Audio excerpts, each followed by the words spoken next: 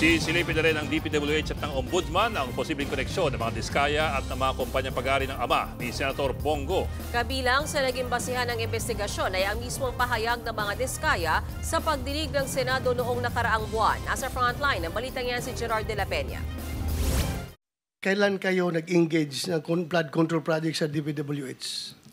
Siguro mga 2016 onwards. Please make sure of your answer. Yes po, 2016 onwards po. 2016 onwards? Yes po. Yan ang naging pahayag ng kontratistang si Sara Diskaya nang humarap siya sa pagdinig ng Senado noong September 1, kaugnay ng mga anomalya sa flood control projects. Aniya, nagsimula raw sila makakuha ng mga nasabing proyekto noong Administrasyong Duterte na nagsimula noong 2016. Sa parehong pagdinig din naungkat na naging kasosyo ng mga diskaya ang kumpanyang CLTG Builders Corporation na pag-aari naman ng ama ni Senator Bongo. Dumistansya naman ang senador sa negosyo ng ama. Kung meron pong pagkukulang o deficiencies or mali, ako mismo po ang magre-rekomenda sa committee ito na kasuhan kayo kahit kasama ang kamag-anak ko.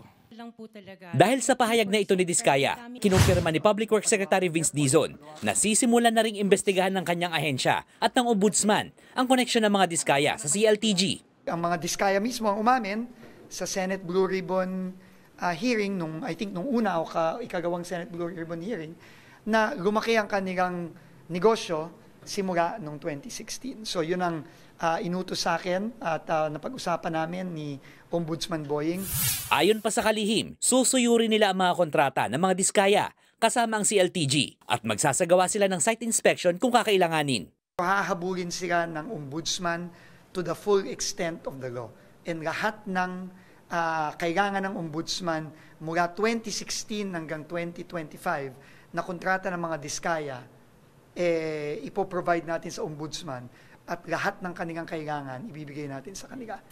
Kinumpirma rin ni Dizon na may nairekomenda ng mga kaso ang DPWH sa Ombudsman laban sa mga diskaya.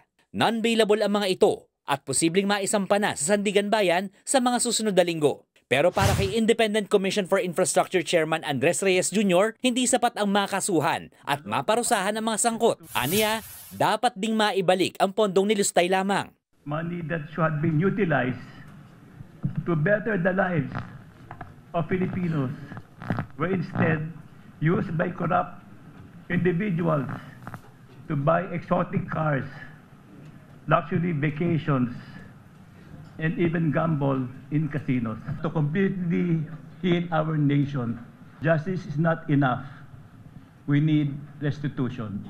Paliwanag naman ni ICI Executive Director Attorney Brian Hosaka, maaari itong simulan sa pagpapasubasta ng Bureau of Customs sa 13 luxury vehicles ng mga diskaya. Si Commissioner Ariel Nepomuceno shared to us that the 13 luxury cars with them, they found that there were some may mga kulang daw sa kanilang mga papeles, which now gives them gives them the right for them to auction this off. So in that case, there will be an immediate recovery. Nagbabalita mula sa Frontline, Gerard de la Peña, News 5. Mga kapatid, Ed Lingaw po, maging maalam at may pakialam sa mga napapanahong balita sa ating bansa. Para sa mas malilimang pagtalakay at paghimay sa mga issue at headlines, mag-follow at mag-subscribe sa social media pages ng News 5.